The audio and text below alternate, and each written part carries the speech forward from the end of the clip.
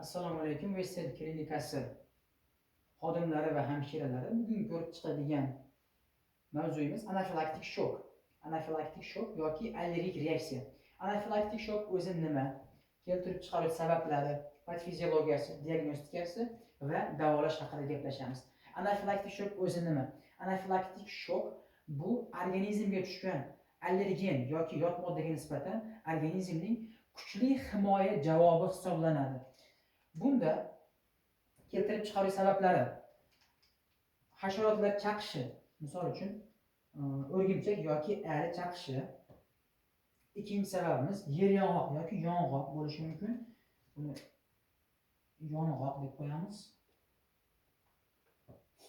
Uchinchi sababi dori moddalari, antibiotiklar yoki nosteroid yallig'lanishga qarshi preparatlar, NSAIDs, non-steroidal anti-inflammatory drugs. Bularga kiradi, misol uchun paracetamol, diklofenak, dexketoprofen, salondagi nom baldezin yoki artin. Shu moddalar kiradi. Endi to'rtinchisi gulchanglari. Bular ham kuchli allergen hisoblanadi. Patofiziyologiyasi. Organizmga tushgan antigenga nisbatan, ya'ni yot moddaga yoki antigenga nisbatan antigen, xoh bu intravenos vena orqali kirgan bo'lsin, xoh tabletka shaklida ichilgan bo'lsin, yoki gulchangi yoki ari chaqishi bo'lsin, organizmga tushgan antigenga nisbatan organizmning immun javobi boshlanadi. Bunda xuddiki boshqa davlat, misol uchun bitta davlatga dushmanlar bostirib kiradigan bo'lsa, organizm xuddi shunday. O'sha davlatni askarlari safarbar qilinadi. Organizmda xuddi shunaqa o'zini himoya immun hujayralari safarbar qilinadi. Endi bu jarayon o'zi yaxshi jarayon, lekin undan hosil bo'ladigan biologik faol moddalar, bular juda ham ko'p ishlab chiqarilishi bu salbiy oqibatlarga olib keladi. Ya'ni antigen antitela kompleksi hosil bo'ldi, ya'ni biz askarlarimiz dushmanni ushlab olishdi. Bu vaqtda bu jarayon o'zi yaxshi jarayon, lekin bu vaqtda hosil bo'ladigan biologik faol moddalar bular yomon. Bu antigen antitela kompleksi hosil bo'lgan vaqtda ko'p miqdorda gistamin ajralib chiqishni boshlaydi. Gistamin o'zi yaxshi. Gistamin ko'p miqdorda ishlab chiqarilishi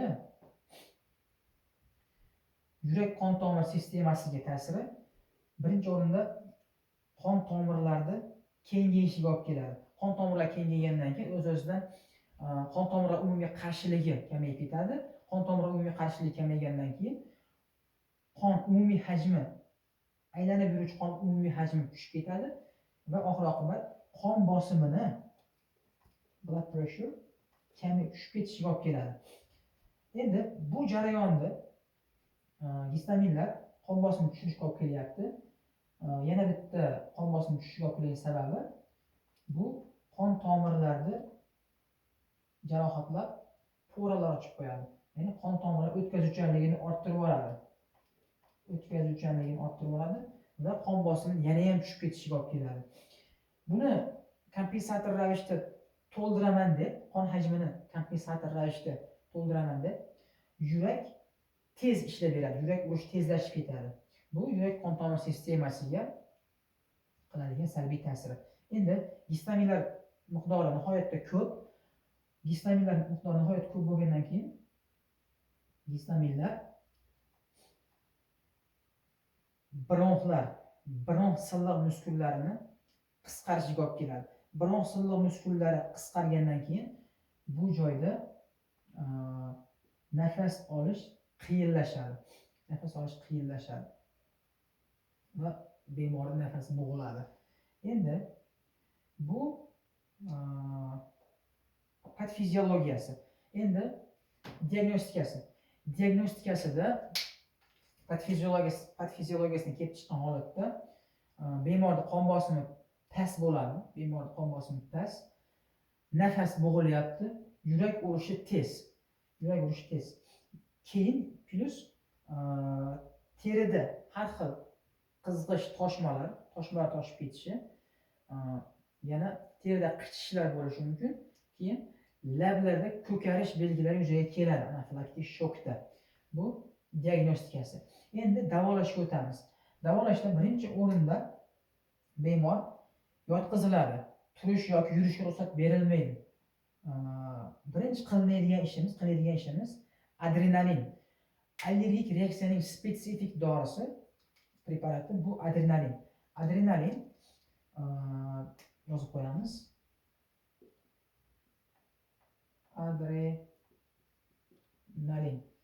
Ikkinchisi steroid yollanishga qarshi preparatlar, ya'ni gormonlar. Misol uchun prednizolon yoki deksametazon. Deksametazon. Uchinchisi antigistamin preparatlar. Antigistamin, ya'ni bu joyda gistamin miqdori ko'p. Shu gistaminni bloklovchi antigistaminlar. Savdodagi nomi dimidrol misol uchun. Dimidrol. To'rtinchisi yo'qotilgan suyuqlik hajmini, umumiy aylanib yuruvchi qon hajmini ko'tarish uchun har xil suyuqliklar qo'yishimiz mumkin. Misol uchun natriy xlor eritmasi, natriy xlorning 0.9% lik eritmasi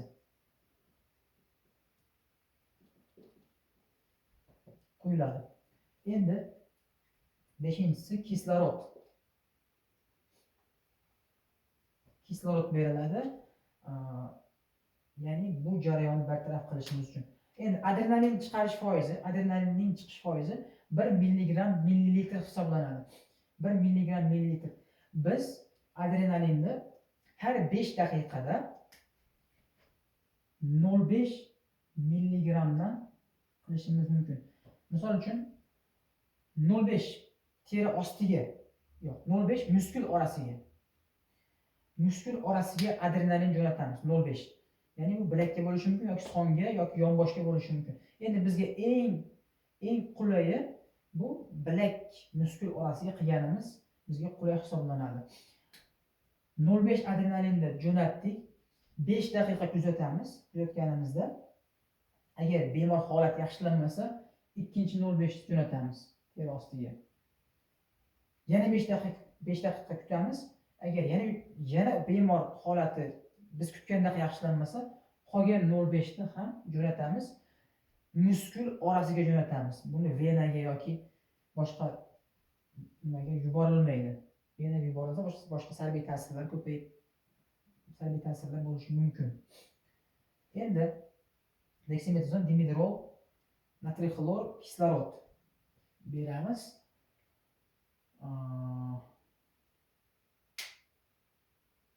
Bo'ldi shekilli. Necha minut bo'ldi? 8:25. 8:25 o'tib ketdi. 8:30.